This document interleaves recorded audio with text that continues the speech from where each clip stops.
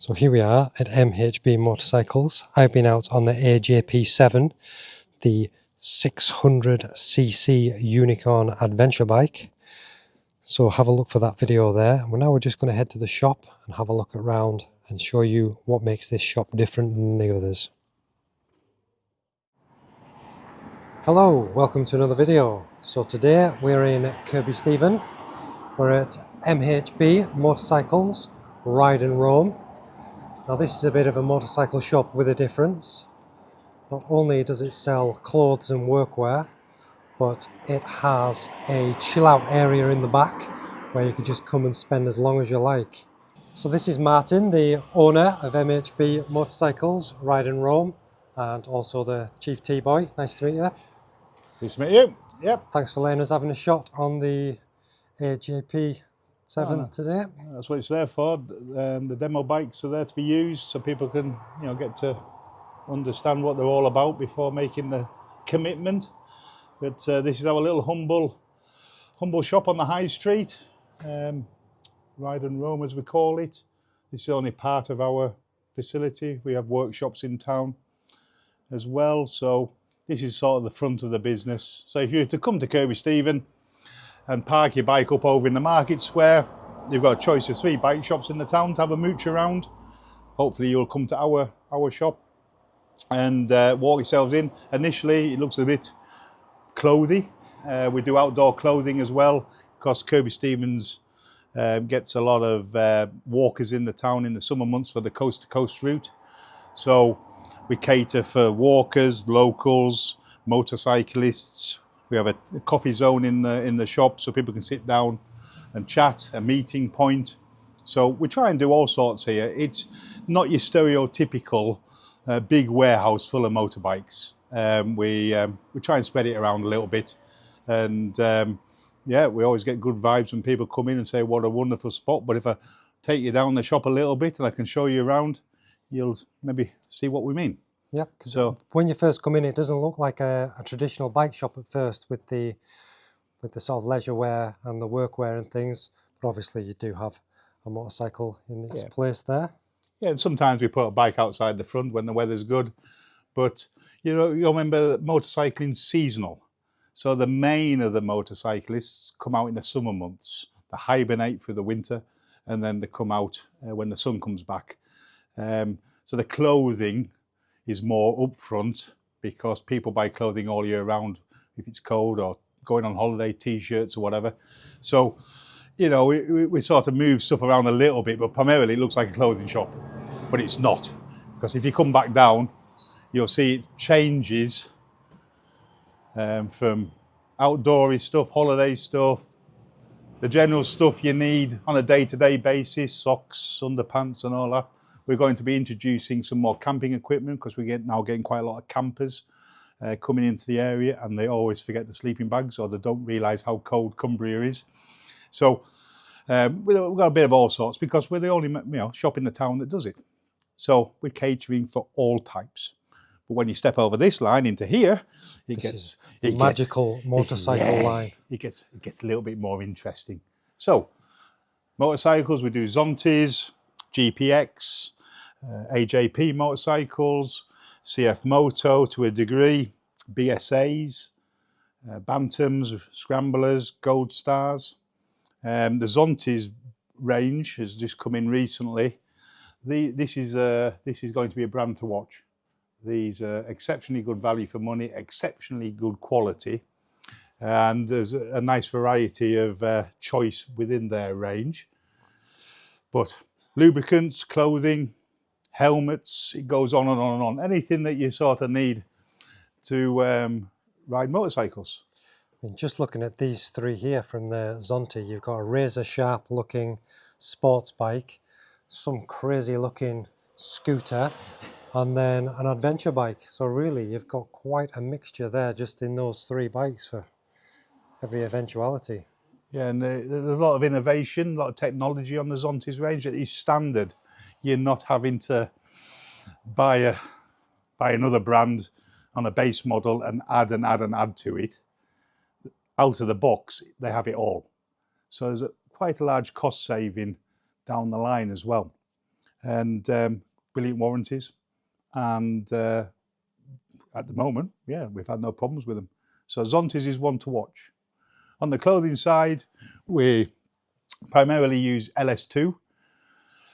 LS2 is more known for helmets, but they're slowly branching out into clothing and luggage systems. Their designers put a lot of innovation in anything they do. So you can guarantee anything that's got LS2 written on is well thought out, very practical, and keeping up with modern requirements of the riders. So it's definitely one to watch, and yeah, a good variety. It's all textile, so they don't do anything that's leather though. I must admit, I did have, well, I do still have an LS2 helmet, but I wasn't aware that they did the clothing range until I came in here today. Yeah, and we try other bits. These are quad pants. These are sort of things you ride quads. You can ride enduro bikes with them. Keeps your arms free. So, yeah, and 69 quid. So yeah, there's nothing very expensive in here. We're just trying to, use our knowledge of being motorcyclists and looking at it from a practical point of view, whatever we put in the shop. If we go for the Aoocci stuff, margins are better, but you get less people in. We're trying to, the average Joe is what we cater for. And the LS2, some of that stuff's higher spec than some of the branded, motorcycle branded clothing. So it's definitely one to watch out for. And then we get into the bike area. It's not a massive facility. It's not a massive warehouse. We don't have salesmen running around on commission. And there's only 3 of us within the business. So it's a very friendly, no hard sell environment we try and create here. And I think people appreciate it. They can come in, they can sit on bikes, they can ask about the product. They can obviously then have a cup of tea, coffee. We've got a nice little sit down area. So it's just, we're trying to make it a pleasurable experience. And a lot of people comment on how different and pleasant this shop is compared to other shops to go to. So, which is nice. Kirkby Stephen is quite a remote, rural little town. We do have the 3 bike shops in town, Krusty's, Bertie's Bike Barn and ourselves. So if you come to this town on a motorcycle and park up and walk around, there's far more to do here than some of the big cities. And the riding to get here and the riding, the choice of routes from Kirkby Stephen are exceptional. So accommodation is good, there's glamping pods, there's a brilliant campsite in town. So, it is a good spot to come to ride from. And that's what we're trying to encourage. And then the support and the workshops and what have you, if people have punches, we tend to help people out a lot as well. So, we're in it because we enjoy motorcycling, we enjoy that type of clientele, and we try to be informative. So anybody comes in here, asks questions, we sort of know the answers. So we're like a little tourist information as well, really. So the unit that I was at earlier, that's like the workshop where you would do the servicing on bikes, the PDI inspections, and you do MOTs as well, is that right? Yeah, so we do motorcycles, MOTs, basic servicing. We don't get into, we're not into restoration. We don't bring in big projects. It's all about turning the work over. We do a lot of tyres and general stuff. And through the summer months, we do actually do quite a lot of breakdowns, recoveries. People are always very surprised when they put diesel in the motorcycle in Spa. And then, oh my God, closest bike shop 300 yards away. And if they ring me 24/7, I'll answer the phone. And we'll normally get them going within an hour. So that's one of the, yeah. If you were to buy a bike from here, then you can bring it back here to you to do all the servicing and warranty work and anything like that. So we have all the tooling for the brands that we do. Yeah, we do. Obviously, other people buy away. There is a benefit in buying a bike from your local bike shop. If you buy distance selling, buy from somebody a long way away. If you do have any problems, obviously you've got the hassle of either getting it back to that bike shop or taking a cash payment to say, oh, sorry, or taking it to your local bike shop who maybe has a big queue of work and you wouldn't get priority because he's looking after his customers. So, it does pay to buy local, stay local. So, when we're trying to give our customers a good choice of bikes, so they don't have to buy from, you know, the south of the country or whatever. We're not a bottomless pit of finance. We can't have one of everything. We do try, and we like the off-roady adventure bike. That's our vibe anyway. Retro bikes for bike nights and just generally enjoying the dales and the local riding that we have here. Yeah, well, I'm into every bike and any bike, but more recently the adventure bike stuff. So I have been out on one of the GPX 300s, which I think would be one of my next contenders for my next bike. And obviously I've just been out on the AJP 7 today, which is another fantastic bike.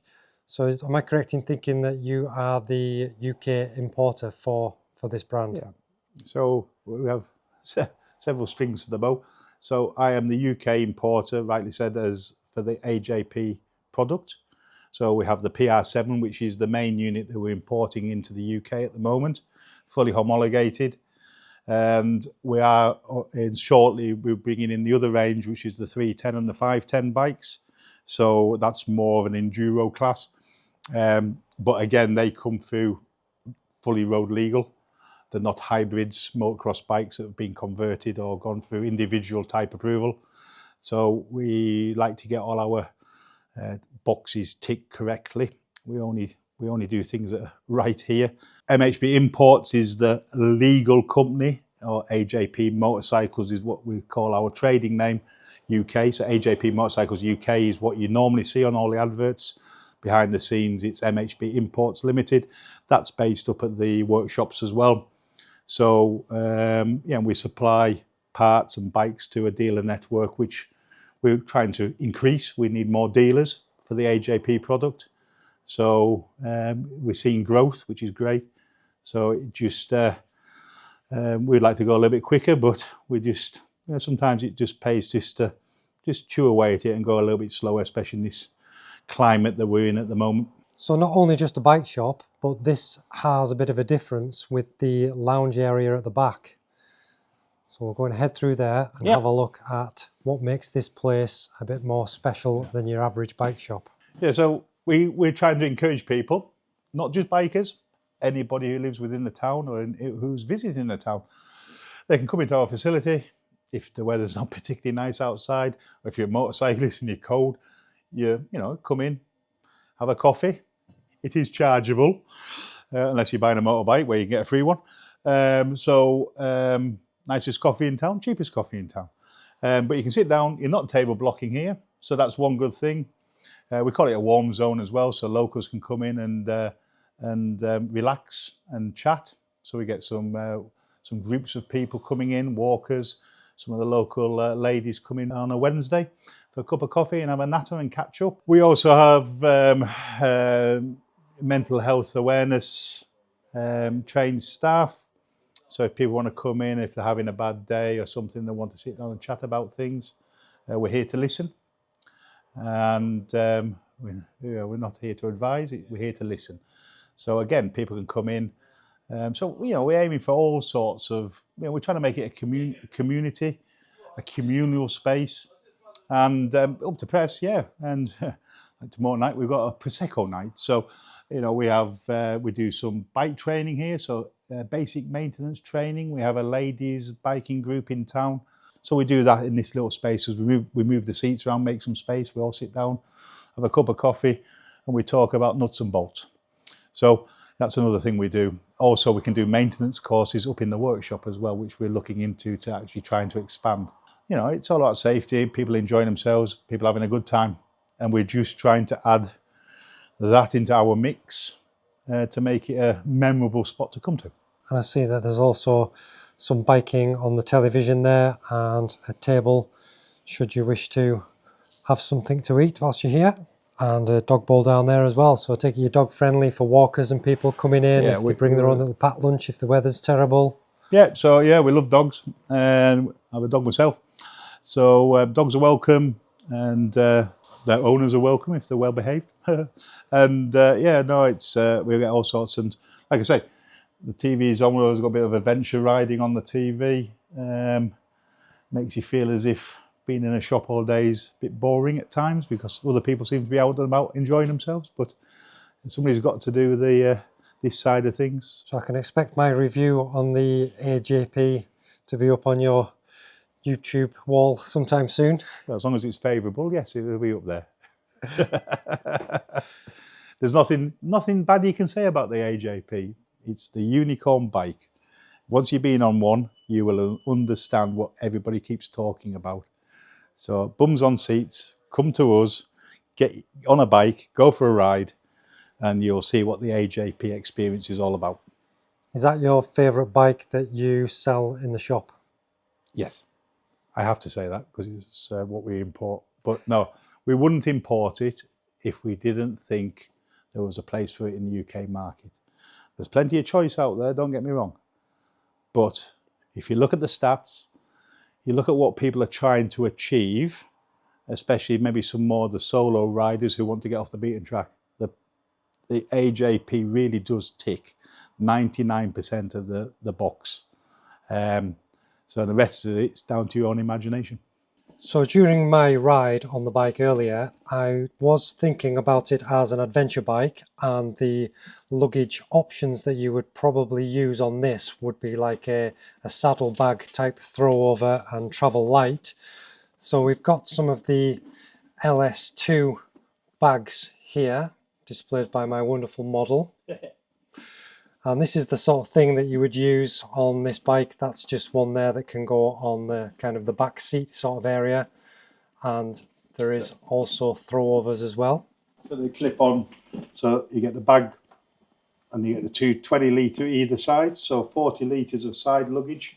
And then you can have the your top bag that clips into the system there. Again, LS2, great innovation, simple. Most importantly, £64. So Yep. good, excellent value for money. And they'll be like roll top type as well, are they? So they're roll waterproof top, once yeah. they've got a few rolls on them. Yeah.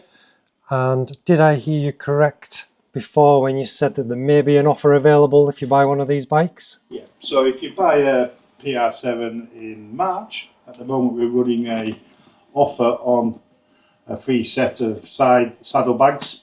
So that's 40 litres of storage. And they would normally retail at £150. So that's a freebie with the bike in March. So I best get this video edited and out soon then, seeing as we're already nearly the end of March. But don't worry, April there'll be some other deal. There's always a deal at MHB Motorcycles. There's always a deal to be had. Yeah, yeah. That's why I don't make any money. I give it all away all the time in freebies. Well, a big thank you to Martin for showing us around his shop and being very welcoming. If you've enjoyed that content and like a good walk around some of these motorcycle stores, then please give us a like and a comment, and I will try and get into some more shops and see what your local motorcycle dealers have to offer. So thanks very much for watching, and I'll see you in the next video. Catch you later. Cheers. Bye bye.